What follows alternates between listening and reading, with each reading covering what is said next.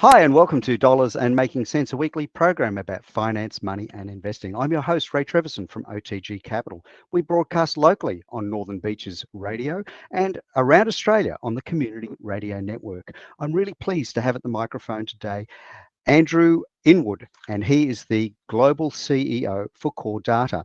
I had the pleasure of meeting Andrew at a conference last year. And again, when you meet somebody that is able to contextualize and bring together a lot of very complex statistics and be able to develop and deliver a really cogent argument, I must admit, me and a whole bunch of other people were sitting at their dinner plates, I think agog when we were listening to Andrew present. Sorry, Andrew, I'm giving you a big rap here, but we were really impressed that he was a guy who understood statistics.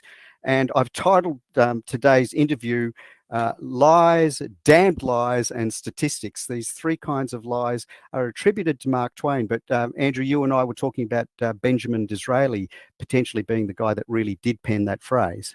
I think it was Disraeli, and the reference is lies, damned lies, and statistics, because as you remember, he was a significant prime minister in British history and a reforming prime minister. Very interesting man in his own right. Married a ballerina, changed his religion from Jewish to Catholic so that he could run, and he was a great aphorist. He was a very good turn of phrase, a great wit, and dominated Parliament with his ability to rely on his off-the-cuff statement. He's certainly someone worth reading about.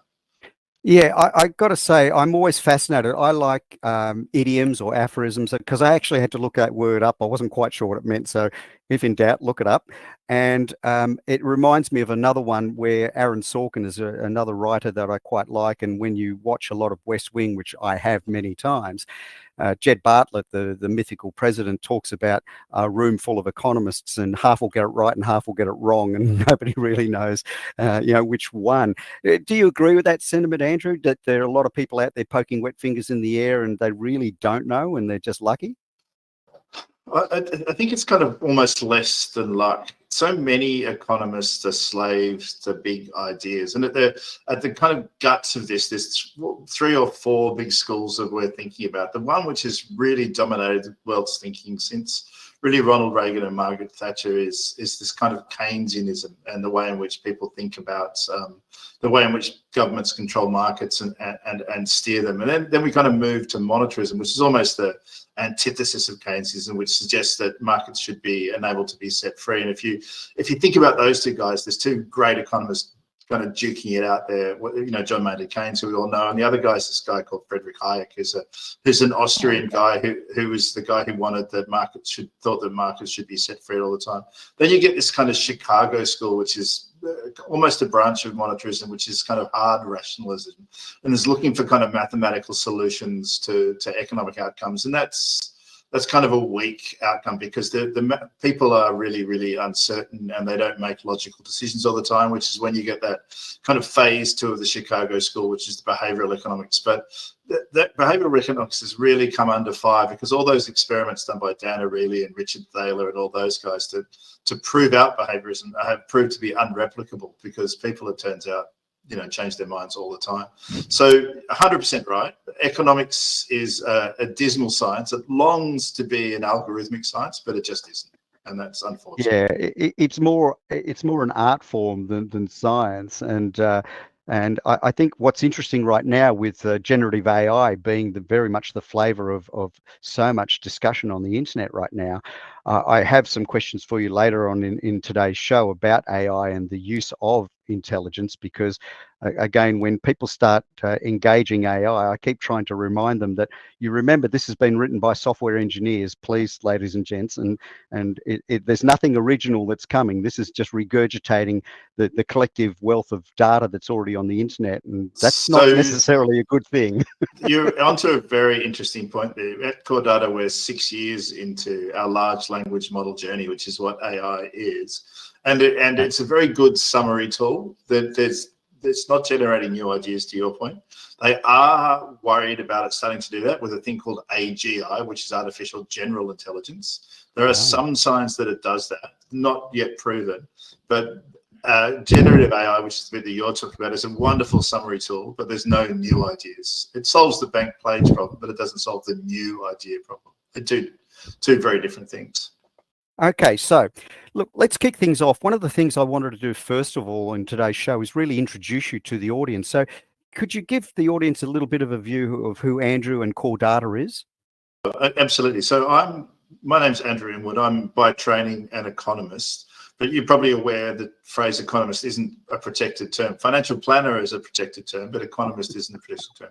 I did economics at Sydney University back in the 80s, and then I started writing about it. I've always been fascinated by the way in which kind of human behavior and the markets interact. Then I worked for a while at a company which doesn't exist in Australia anymore, but exists in the rest of the world, a place called Rothschild Asset Management, where I was kind of Ah, a junior economist for 4 years.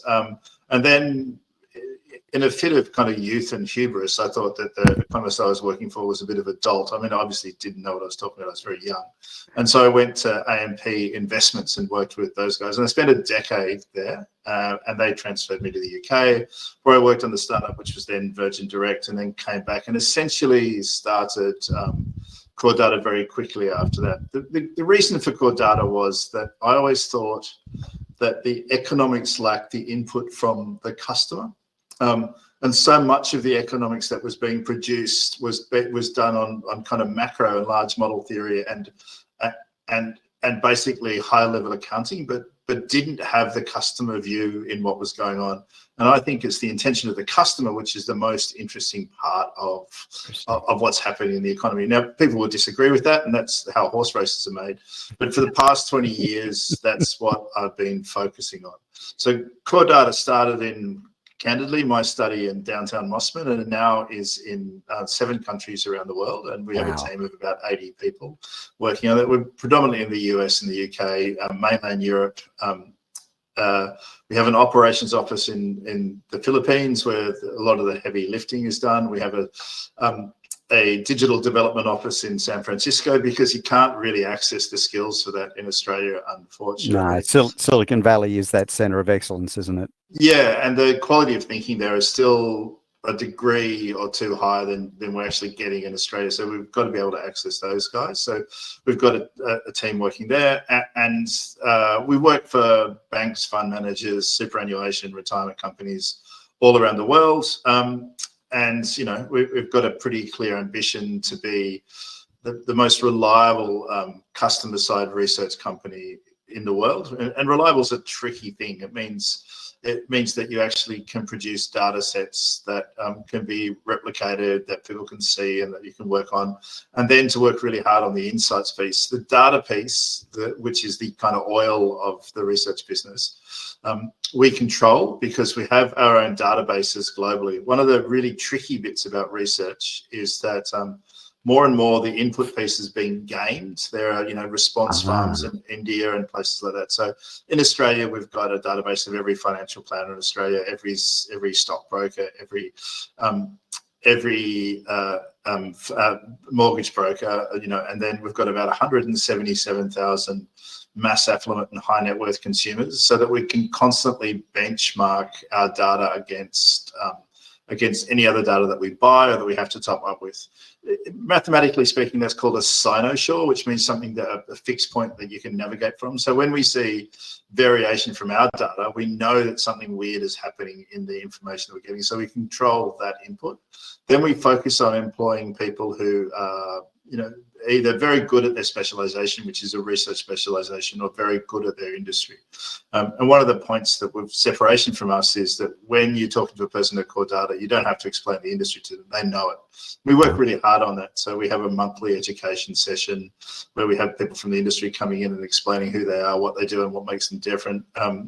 And we, you know, have a training program for our team. One of the things I'm passionate about is bringing the customer to life in the financial services industry. The other thing that I'm really passionate about and kind of will push hard is that advice fundamentally changes lives in Australia. Australia's retirement system is really complex. It's really complex, and most complex in the world. And to remove advice for that, for the kind of 50% of Australians who have real money and need help to navigate the system, it is kind of wrong. So you get this kind of situation in Australia when, you know, let's say there's 11 million working Australians and 2 and a bit million of them are going to retire in the next decade, which is transferring about 3.5 trillion in wealth. It's going to double in the next 20 years, or triple in the next 20 years. The expectation is it's going to be 10 trillion by 2040. If that's not properly handled, then there are perverse outcomes for both the economy and for the families that affects. So we need to have an advice industry which can actually handle it. Number of advisors is shrinking, not growing, as everyone on this call knows. That, I mean, it's gone down from 16,000. I mean, it peaked at 22,000. Then we had the Hayne inquiry, and it went down to sort of 16,000. It's gone under 16,000 for the first time. It's 15,177 registered now, of which about 13,000 are actually working. There's 2,000 that don't really work. Now, given that's the case and they're shrinking, then two things are going to happen. One is that people are going to be unadvised and make bad decisions. The second thing is that advice is going to suffer from scarcity, so it's going to rise in value, which is already happening. And it's going to start to behave like a luxury good, and that's a bad outcome, because think about it this way, that when people are retiring and they've got money in superannuation, there's big balances in superannuation now because it's been going for a long time. That 20% of it will be self-directed. Those people can do what they like through SMSFs. About 25% of it will be directed through financial planners, and the outcomes on that are very good generally. But the rest of it is going to be what's called trustee directed. It's going to be directed by the trustees of the super funds, and they don't want to do it. They're not particularly interested in it, and they're being kind of dragged into that, not kicking and screaming, but they're being forced into it. And that could have some very bad outcomes for both the economy and for the individuals inside it. So that's worrying to me. I guess that's one of the things that we're going to cover off today, and one of the things that was the theme of your talk when we were at the conference last year, Andrew, that we're talking about this massive transfer of wealth, and what Keating did back in the 90s with the Hawke-Keating government in setting up super. We're now seeing the fruits of that, but now it's this tsunami of cash that's coming down the pipeline, and people are looking at going, what are we going to do? And okay, well, look, we're at about halftime now. You're here on Dollars and Making Sense, a weekly show about finance, money, and investing. I'm Ray Treverson, your host. We're going to go for a short break, and we'll come back with Andrew Inwood from Coredata. Hi, and thank you for listening to Dollars and Making Sense, a weekly radio program about finance, money, and investing on Radio Northern Beaches and nationally on the Community Radio Network around Australia. The views, comments, and opinions aired during our program should not be construed or viewed as financial advice. Any commentary is general advice only and does not take into account your objectives, financial situation, or needs. You should consider whether the advice is suitable for you and your personal circumstances. If in doubt, you should contact an authorised licensed financial planner. We welcome questions and feedback, and you can get in touch with us via our blog, social media channels, or email. Please search for Dollars and Making Sense in your favourite podcast platform, or check out our blog at otgcapital.com.au/blog.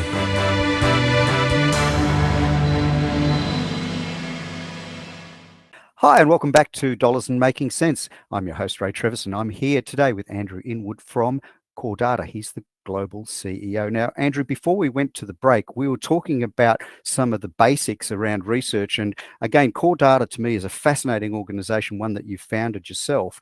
And again, when we met at the conference last year, there are things that research houses do, and I'm often reminded, one of my favorite movies is The Big Short. And this was where, the rating agencies that were supposed to be relied upon started telling big porkies.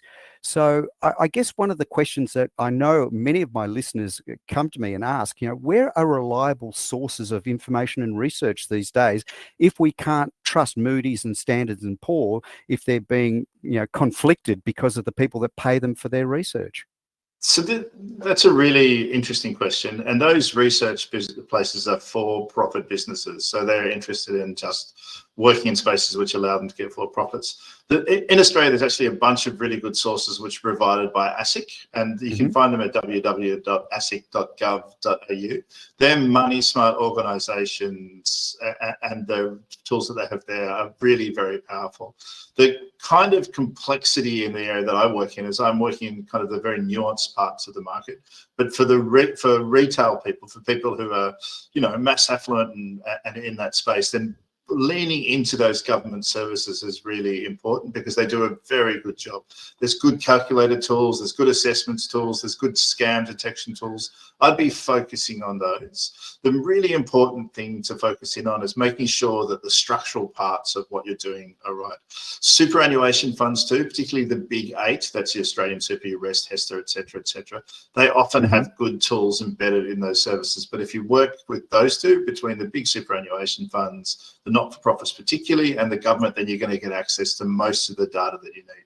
If it's more complex, if you've got the money to spend, and remember, advice isn't free. Advisors are professional and they need to find a way to make money out of it in the same way that an accountant or a lawyer would.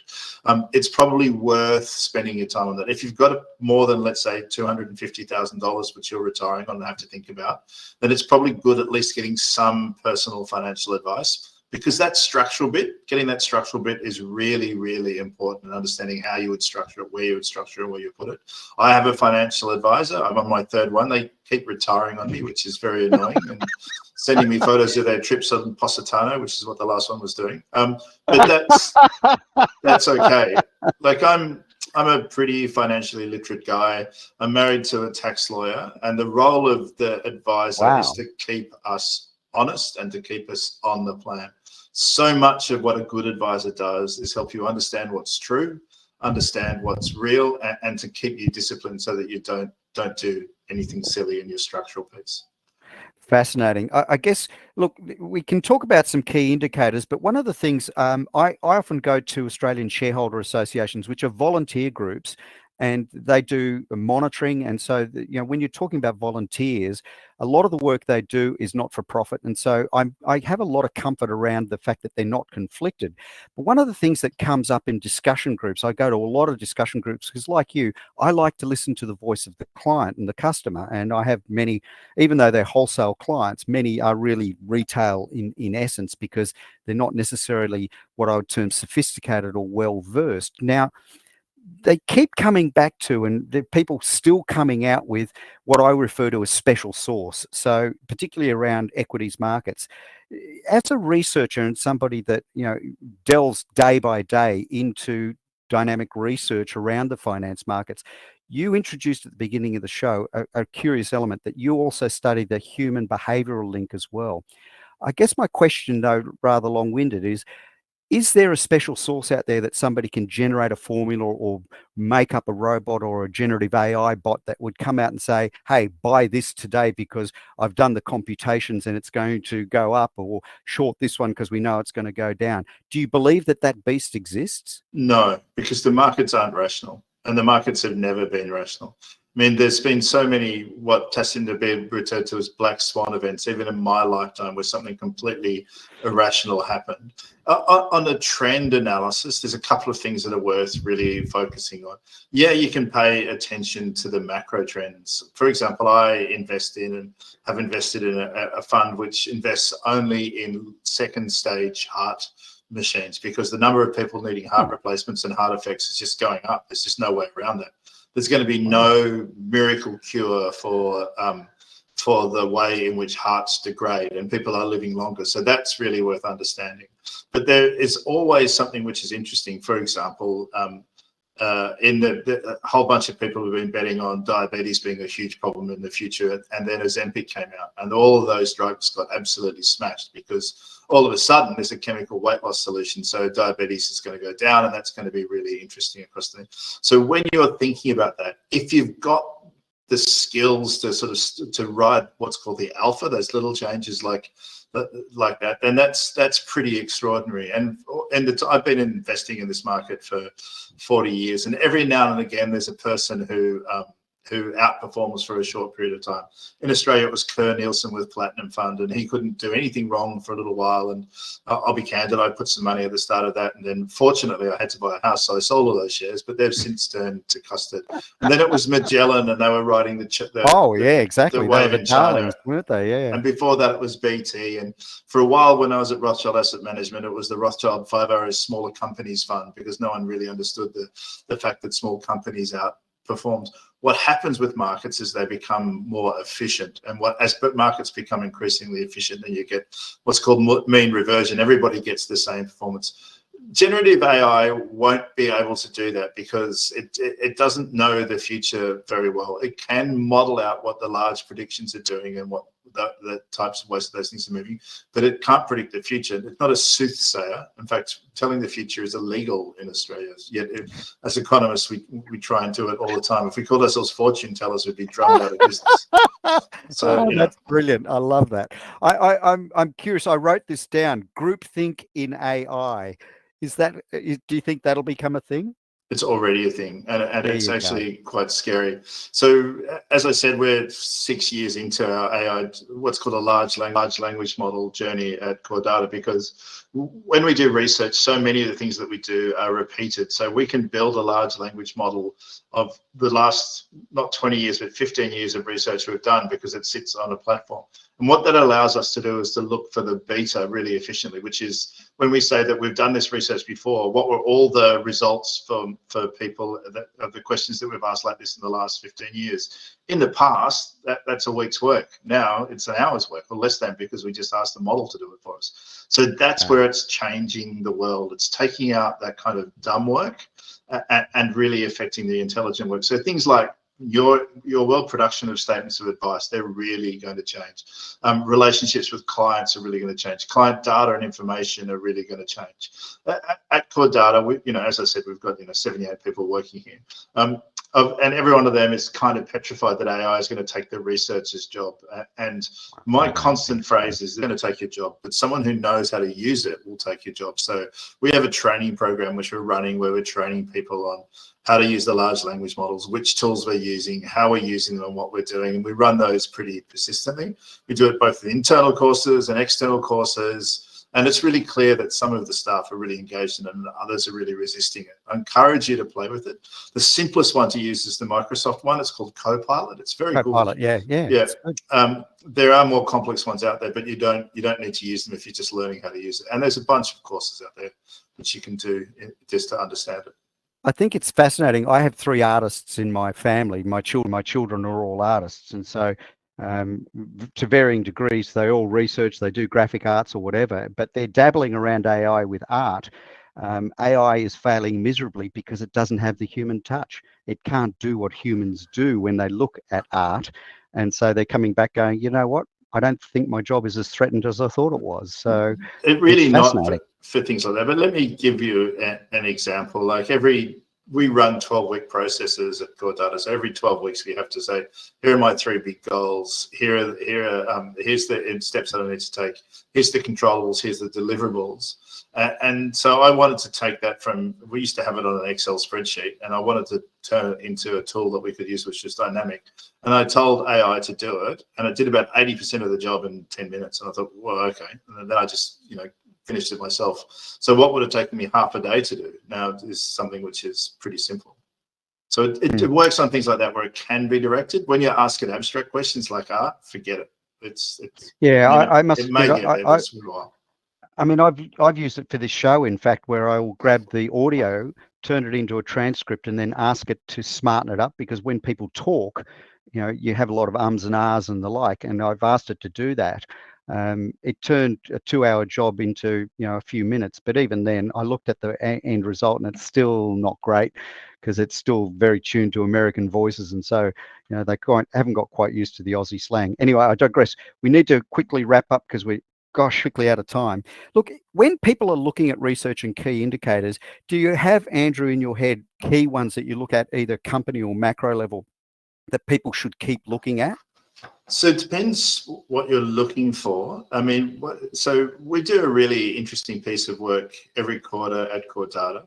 What I'm very interested in, and this is something that wasn't discovered by me, it was discovered in the sort of 1970s by the Americans, is that when the rich people, and in Australia we call those people with more than $1 million outside their super and their house, $1 million in the market, their behaviour tends to lead the market by about 3 months.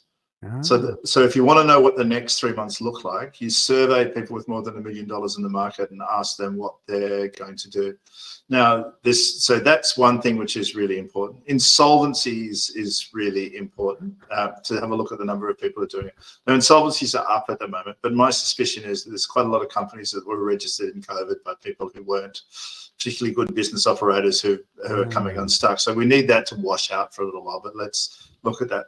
But let's drill into what the high net worth is saying at the moment. The most interesting thing, there's two really big pieces of data which we need to focus on. So the first one is this, what the rich are doing, and the rich are pulling money out of cash and investing in growth products because they suspect that inflation is going to hang around for a while. So cash is going to be worth less, and they're going to need to get growth from their assets. okay. So we can see that really substantially. So cash is really up the boil, and growth assets, particularly through ETFs, which is a low-cost way of accessing those, is really growing very quickly. So that's something that needs to look at. Then the next one that's really important to look at is what's called it comes from a Chicago school. It comes from actually a guy called Milton Friedman, who's a pretty famous economist. Despite the fact that he disagreed with Keynes about a lot of things, they were actually good friends. And I love Friedman for two things. One is he wrote that economic satisfaction is a thing called the brother-in-law coefficient, which is, do you earn more money than your brother-in-law? Then sure, then you're happy, right? So that's a really important. The other thing he said, which is really interesting, and it's kind of buried in his 1951 thesis, is that real economic satisfaction isn't how much money earning people are earning now. It's how much they are likely to earn in the future. Or are they safe in their earnings in the future? So the other piece that I look at quarter on quarter is perceived job security. Do people think they're going to keep their job, and will they be earning more in the next year or so? Now those numbers are down, and they're down hard, right? So for the first time in about 9 years, the job security index is falling really rapidly. So it's fallen from about 72% of people saying that they feel really happy inside their job to just a tick over 50. People are starting to really worry that they're going to be employed because they can see the economic stress everywhere. Partly this is inflationary stress, and everyone's seeing it kind of all over the world. And understanding that becomes really important. So as that insecurity rises, money from the mass affluent and the middle part of the economy starts to withdraw, and they stop spending, and that's a self-fulfilling prophecy. People aren't confident about the future. The money comes out of the system, and you know how that works well enough to not need Okay, believe it or not, we're out of time. We've got a couple of takeaways. Follow what the rich are doing, and job security, I think, are really good sentiments. So consumer sentiment. Andrew, look, we could talk for another couple of hours. It's been really entertaining. Would love to have you back on the show to talk a little bit more about lies, damn lies, and statistics. Andrew Inwood from Coredata, thanks so kindly for being on Dollars and Making Sense. Absolute pleasure, Ray. It's always great fun to talk with you. Cheers.